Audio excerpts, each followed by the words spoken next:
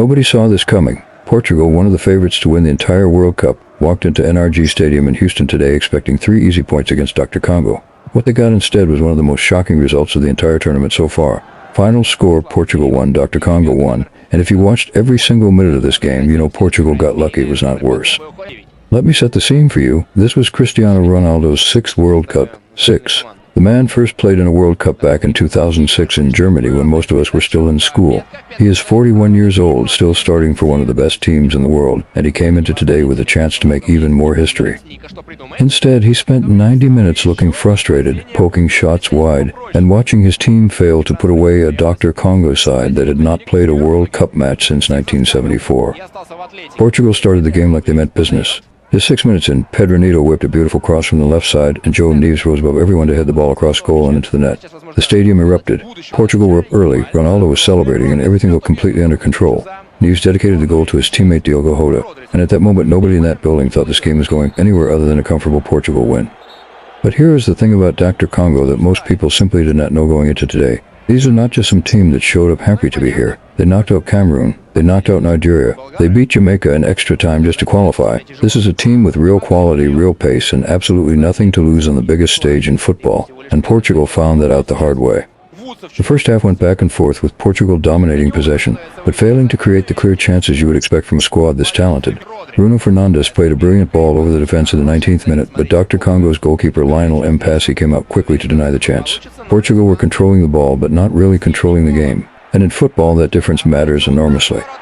Then came the moment that changed everything. Deep into first half stoppage time, Dr. Congo won a short corner on the left side. Arthur Masuaku whipped across to the far post, and Yon Witha, completely unmarked, thumped his header straight into the roof of the net. 1-1 at halftime. The NRG Stadium crowd could not believe what they had just witnessed, and neither could Portugal.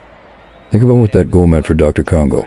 That was their first ever World Cup goal. Not their first goal at this tournament. Their first World Cup goal in the entire history of their country. Their only previous World Cup appearance was 52 years ago in 1974 when they were still called Zaire. Half a century of waiting, and Yon Witha delivered it with a thundering header in front of thousands of fans in Houston, Texas. That is one of the great moments of this entire tournament, regardless of what happens next. The second half was where Portugal really should have finished this. Roberto Martinez brought on Francisco Conceição at halftime looking to add pace and directness. In the 55th minute, João Cancelo produced an absolutely stunning overhead kick from a Bruno Fernandes cross that flew into the net. The Portugal fans went absolutely wild, and then VAR stepped in and ruled it out for offside in the build-up. That was the moment the game truly slipped away from them. Ronaldo had his chances. He poked one shot wide. He forced the goalkeeper into a save. He pressed and worked and ran for the full 90 minutes, and you absolutely cannot question his effort. But this was not a night where the great man could conjure up the moment his team needed. Dr. Congo defended brilliantly, stayed organized, and earned every single point they got from this result. Nobody can take that away from them. There was even a bizarre moment in the second half when Dr. Congo goalkeeper Mpassi held the ball too long under FIFA's newly implemented rules, and Portugal rewarded an indirect free kick inside the penalty area, an almost impossible situation to defend. Portugal got their corner from it but could not convert, and the chance was gone. Even the weird new rules could not help them find a winner.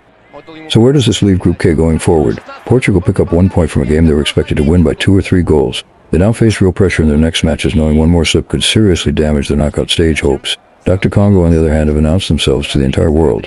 They have a point. They have their first ever World Cup goal, and they have absolutely nothing to fear from anyone left in this group.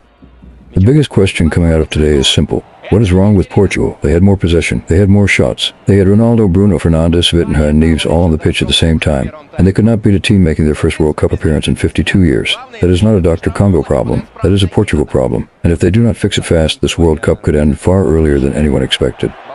Ronaldo will be back, Portugal will be back, and Dr. Congo just proved to every single team remaining in this tournament that they are not here to make up the numbers. This is what the World Cup is all about, the moments nobody predicted, the goals nobody saw coming, and the stories that make football the greatest sport on earth. Today in Houston, Texas, history was made, and if you missed it, now you know exactly what happened.